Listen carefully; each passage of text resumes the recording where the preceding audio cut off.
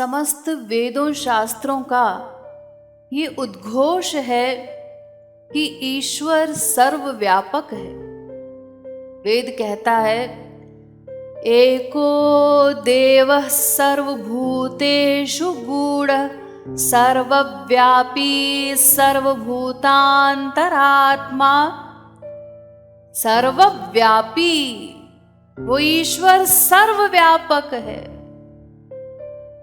प्रभु व्यापक सर्वत्र समाना। रामचरितमानस। कोई ऐसा स्थान नहीं, कोई वस्तु व्यक्ति नहीं जहां पर ईश्वर न हो। वो सर्वत्र व्याप्त है, कण कण में व्याप्त है। तो कुछ लोगों के मन में प्रश्न उत्पन्न होता है कि अगर ईश्वर सर्वव्यापक है तो उस सर्वव्यापक ईश्वर का हमें अनुभव क्यों नहीं होता। अरे संसार में ही एक गिलास पानी में हमने थोड़ी सी चीनी डाल दी, 1 चम्मच चीनी डाल करके हिलाइए और अब उस पानी को पीजिए। पानी कैसा है? मीठा। एक एक बूंद उसकी मीठी लगती। 1 गिलास पानी में हमने थोड़ा सा नमक मिलाया, 1 चम्मच नमक डाल करके हिलाइए और अब उस पानी को पीजिए। पानी कैसा है? खारा। एक एक बूंद उसकी नमकीन हो गई। तो जरा सी चीनी मिलाने पर जब पानी मीठा हो जाता है, जरा सा नमक मिला दिया तो पानी नमकीन हो गया, उसका हमें अनुभव हो रहा है। तो वो ईश्वर जो कण कण में व्याप्त है, उसका अनुभव हमें क्यों नहीं होता। अनंत परमाणुओं का सेवन हम दिन रात कर रहे हैं, कुछ का मुंह से, कुछ का नाक से, कुछ का कान से। अनंत माधुर्य जिस ईश्वर में है, उस ईश्वर का अनुभव हमें क्यों नहीं होता। इसका उत्तर संक्षेप में समझ लीजिए। देखिए, ईश्वर चाहे किसी भी रूप में हो,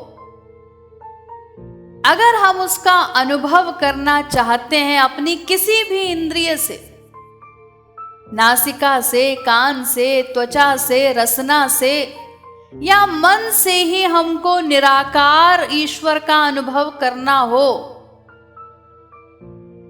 तो उसके लिए दिव्य उपकरण की आवश्यकता है, क्योंकि वो ईश्वर दिव्य है। भगवान दिव्य है और हमारे पास जो उपकरण, जो मशीन है, वो मटेरियल है, माइक है। हमारे इंद्रिय, मन, बुद्धि इत्यादि सब माया के बने हुए हैं, इसीलिए हम उसे ग्रहण नहीं कर पाते।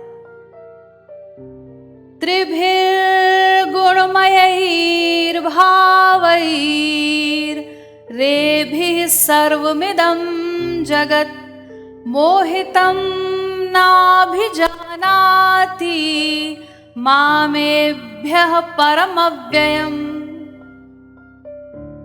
भगवान त्रिगुणातीत है, तीनों गुणों से परे है, माया से परे है, दिव्य है। और हमारे इंद्रिय, मन, बुद्धि सब माया के बने हुए हैं। तो जैसे एक सर्प दंष्ट व्यक्ति को, सांप ने जिस व्यक्ति को काट लिया हो, उसको कड़वी नीम भी मीठी प्रतीत होती। जैसे किसी पीलिया के रोगी को सफेद वस्तु भी पीली दिखाई देती है, तो इसमें दोष उस वस्तु का नहीं है, दोष उस रोग का है।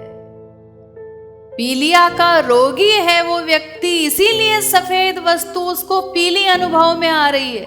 रोग चला गया, अब वो वस्तु को वास्तविक रूप में देख सकता है, सफेद रूप में देख सकता है। तो ऐसे ही हमारी जो मशीनरी है वो गड़बड़ है। भगवान तो सर्वव्यापक है, उसमें कोई संशय नहीं, समस्त वेदों शास्त्रों का उद्घोष है, लेकिन हम उसका अनुभव नहीं कर पाते क्योंकि हमारी मशीनरी गड़बड़ है। और इसी मशीनरी को ठीक करने के लिए ही वेदों शास्त्रों के द्वारा सारी तरकीब बताई जाती। भगवान को पाने के लिए कोई प्रयत्न नहीं करना है, वो तो सर्वत्र व्याप्त है ही, लेकिन चूंकि अभी हम माया के रोगी हैं इसीलिए उसे नहीं देख पाते, उसका अनुभव नहीं हो रहा है। तो इस माया के रोग को मिटाने के लिए, इस गड़बड़ी को दूर करने के लिए ही सारे उपाय वेदों शास्त्रों में बताए गए। जैसे ही ये रोग दूर हो गया, जिसके इंद्रिय मन बुद्धि दिव्य हो गए, वो तो फिर चिल्ला चिल्ला करके कह ही रहे हैं सर्वम खलु विदम ब्रह्म। उनको तो कण कण में दर्शन होते हैं।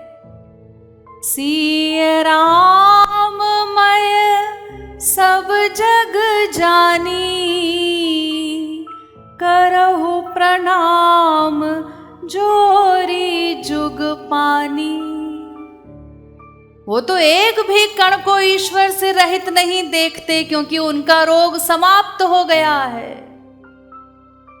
तो इसीलिए भगवान तो सर्वव्यापक हैं, कण कण में व्याप्त हैं, लेकिन हम उनका अनुभव कर सकें इसके लिए हमें अपने इस माया के रोग को मिटाना होगा। और इसी के लिए वेदों शास्त्रों में उपाय बताया गया है कि किसी वास्तविक महापुरुष की शरणागति में रहकर साधना करो, ताकि एक दिन तुम अधिकारी बन सको और कण कण में व्याप्त उस ईश्वर का अनुभव प्राप्त कर सको।